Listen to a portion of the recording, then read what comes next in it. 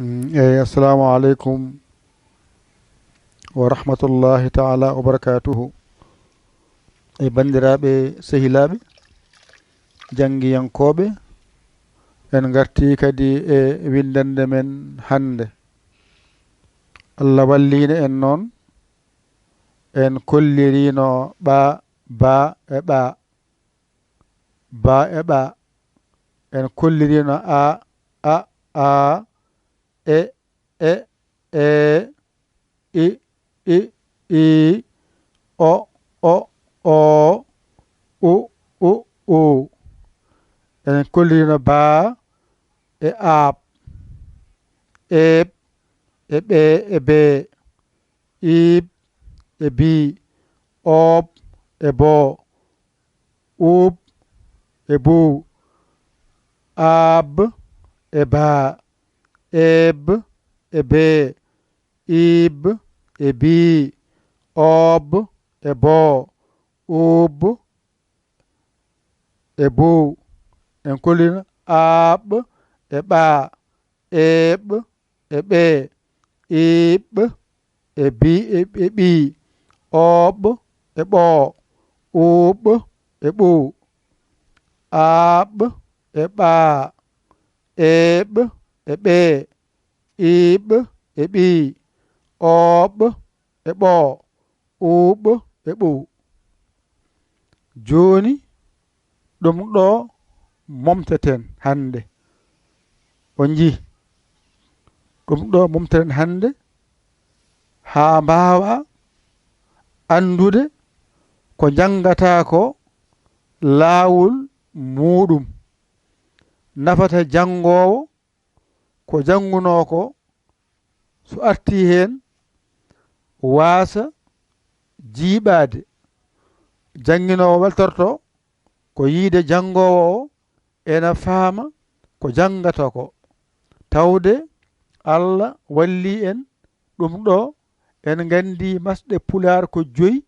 hankadi ɗum ɗo momte haa laaɓa hankadi en nganndi ɗum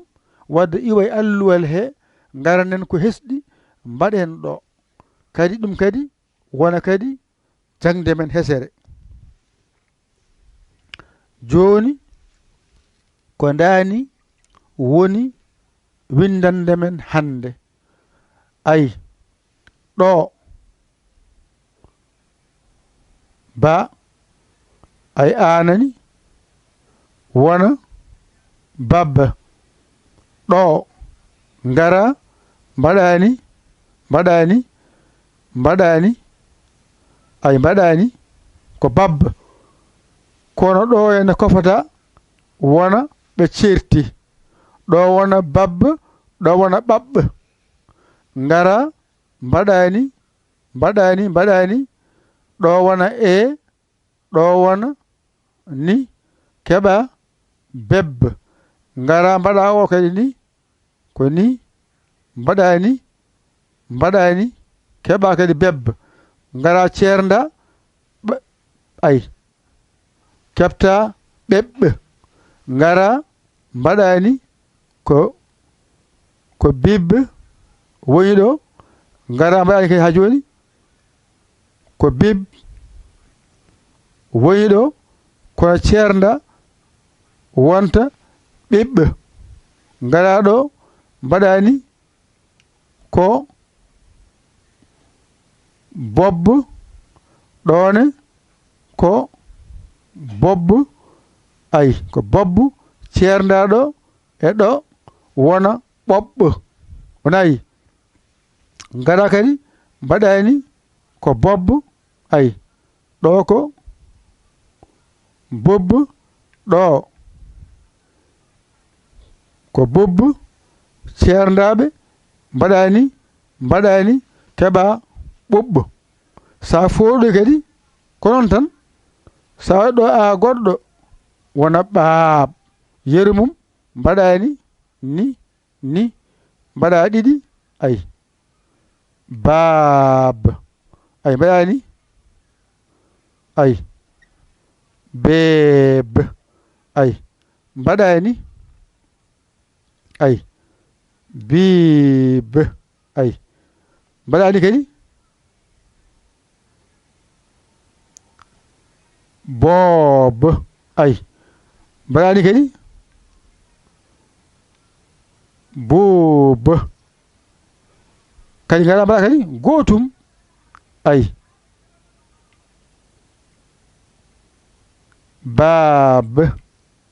ay ay beeb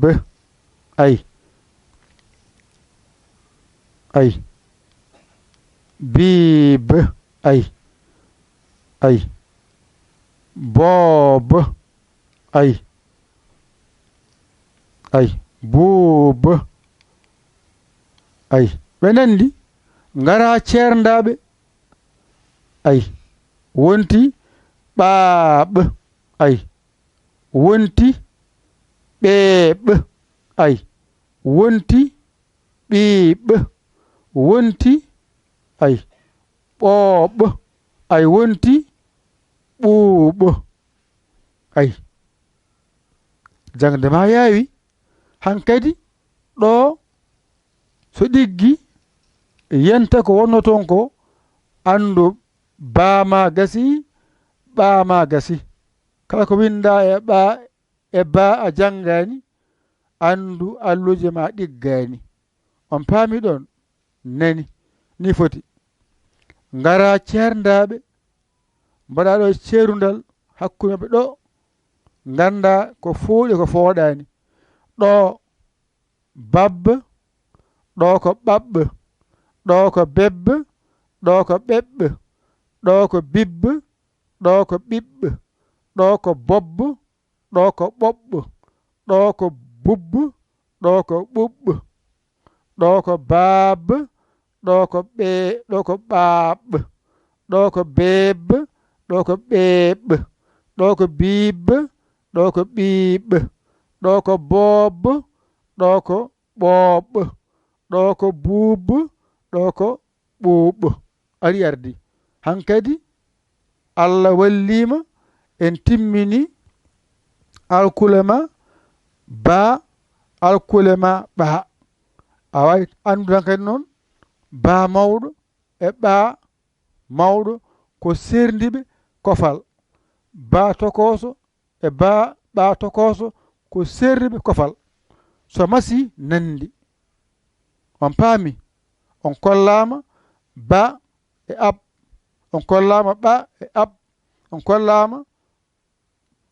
ab baa ɗo so ɗiggi hen kadi kala ko winda e baa kala ko winda e ɓaa ko jangoɓe ala heñare ƴette kuɗi mon e karneji mon jangon mbawon ɗigga ɗo ko baa mawɗo ɓaa mawɗo baa tokoso ɓaa tokoso ɗo ko babbe bebbe bibbe bobbe bobbe ɗo ko ɓaa mbiya ɓaɓɓe ɓeɓɓe ɓiɓɓe ɓoɓɓe ɓuɓɓe ɗo fooɗani ngara pooɗa ɗo wiyete mbiya baabbe beebbe biibbe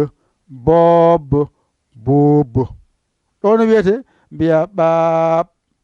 ɓeeɓ ɓiiɓ ɓooɓ ɓuuɓ ɗum ɗo yawnaki gandal mangal yaltiɗo ɗo to winde deftere mawde alkule jangataɗe kanƴe ngoni kaftorgal ma majjere ma ɗo to ɗiggi andu a wawi ba a wawi ɓa ƴette kuɗi mon e karneji mon mbañitoɗon jangon ɗigga on koola e koye mon ƴeewon camorɗo on ɗakkoɗon sara makko o holla on ha jiyan laawol o namone walla on nodde min 00221 77 906 14 81 mbaɗon yaaya mbaɗon li whatsapp o jiyammo keɓon min caggirɗon on caggani noon alhamdulillahi rabbil alamin ɗum yiɗano ko musidɗo mon giɗe mon alamuda mon nder e boowal yayali kaw Sénégal alhamdulillahi rabbil alamina joni en timmini ba e ɓa ñana wona garen kullide alkulal bagal ɓolal alkulal ɓagal ɓolal ɗum woni jangde ma ɓa gasa ba gasa hankkadi kalɗo ba winda jangga kalɗo ɓa winda jangga ko ni jangde jangguirte hoto heño hoto heppu hoto haab wassalamu on jarama yo Allah wallu yo Allah reen yo Allah gondiɗo nder e boowal on jarama wassalam